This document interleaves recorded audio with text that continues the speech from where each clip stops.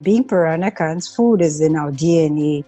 It's always on our mind. So whether or not we're eating or planning or reminiscing, um, it's very important.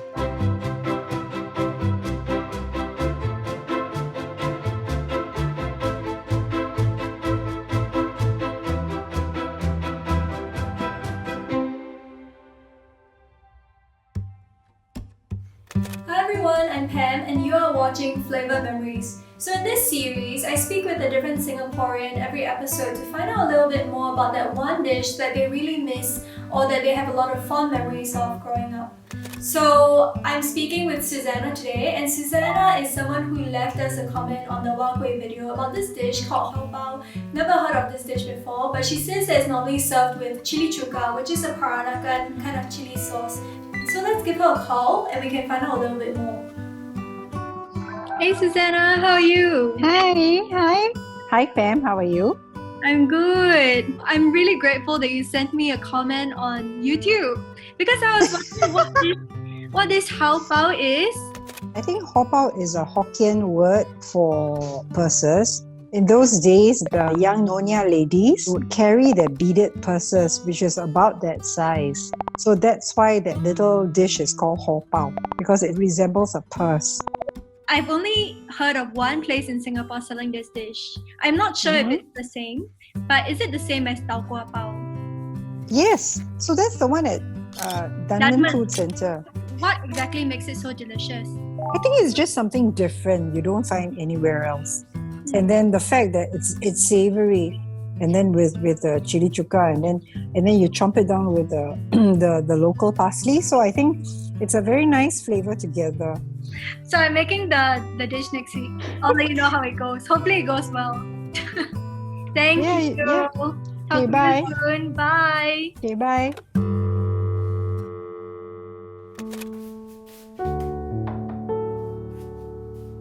Let's start preparing our Hor Pau.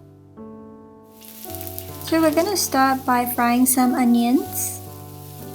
And to this we want to add some slices of galangal, a whole head of garlic, some whole spices, 5 spice powder, soy sauce, some water, brown sugar, as well as dark soy sauce. Now to this, we're gonna add the pork belly and our chicken gizzards. We're gonna allow this to cook for an hour, turning the pork belly halfway through. After an hour, it's time to remove the meat and the gizzards. And now to the braising liquid, we're gonna add 2 hard-boiled eggs. We're gonna roll it around so that it can color evenly in the sauce. Now we're just gonna chop the chicken gizzards and we're gonna slice the pork belly before dicing it as neatly as you can. I've also got some fried fish cakes here which I'm going to dice. And for the cucumber, you just want to cut it in 4 and then remove the seeds using a teaspoon. You can then slice into strips before dicing it really neatly. So the Nyonyas are really known for their attention to detail, so I really want to take my time with the dicing and make sure it turns out really nice. So here I have some diced taro which we're gonna fry. So all you have to do is heat some oil in a pan and add the taro.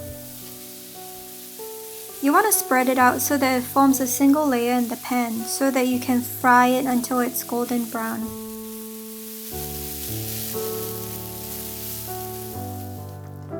So now we're going to combine the gizzards, cucumber, fish cake, pork belly, and crispy taro. You just want to stir everything together well so that when you eat the Hor Pau, you get a little bit of everything. Now that the filling is done, let's prepare the tau kwa. So you want to cut the tau kwa into rectangles of roughly the same size. And to help you form a hollow, you want to trace a smaller rectangle on the surface of the tau kwa. almost as if you're drawing or tracing out a mahjong tile. Now with a teaspoon, you want to start removing the insides of the tau kwa. Try to remove as much of the insides as possible so that you can stuff it with even more of your delicious filling. Once you have your prepared tau kwa, we can brine it. So cover the tau kwa with water and salt the water to taste. Allow it to brine for about 30 minutes. And then we're going to remove it from the water and drain it really well. So you want to pat it dry with kitchen towels, and this is really important because you're going to be deep frying it. Add the tau kwa to hot oil, and we're just going to deep fry the tau kwa until it's golden brown.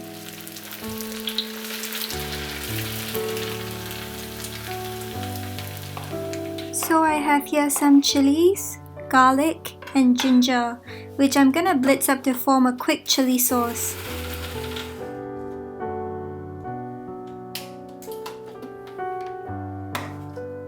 You want to season this with vinegar, salt, and sugar. And now you have a condiment for your Hau Pau. To make a sauce, I'm gonna heat up the braising liquid. And I'm gonna thicken it with some cornstarch slurry until it looks really nice and luscious. So now that the tau kwa has cooled slightly, we're gonna stuff it with the diced mixture. You wanna be generous with the ingredients.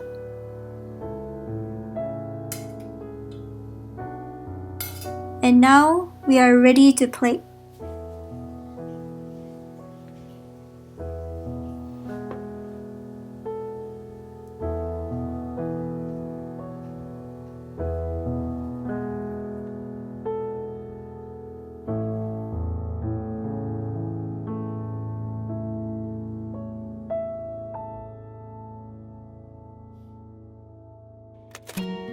Hi! Hello! How are you? Yeah, I'm good. I just made the Hor Pau today. Yes, I saw that. Look. Fantastic. I saved one to show you. My goodness, Pam, I was so impressed. I showed my husband and then I said, my goodness, some people are so creative. My idea is just to put that parsley leaf, and I'm very happy already after that. Very functional. I highly recommend that you try the braising style of preparing. Yeah. People say that it's a Teochew-Nyonya hybrid of a dish. So you have I the see. Teochew elements to it, which is why it's traditionally sold in a lot of stalls that sell braised duck. Like, I really wanted to channel Nyonya vibes when I was making this dish. So I tried to dice everything to the same size, and I think it made a huge difference to the look and to the mouthfeel. Yes, there's a word for it. It's called snono. It means you do everything in a very refined way. Let me tell you what the secret of this dish is, in my opinion. I think it's the fried yam. The fried yam really makes a difference. I diced it 5 mm like you said, and I fried it in oil until it was really crispy. So when you eat it, there is this floury and slightly crunchy element to the dish.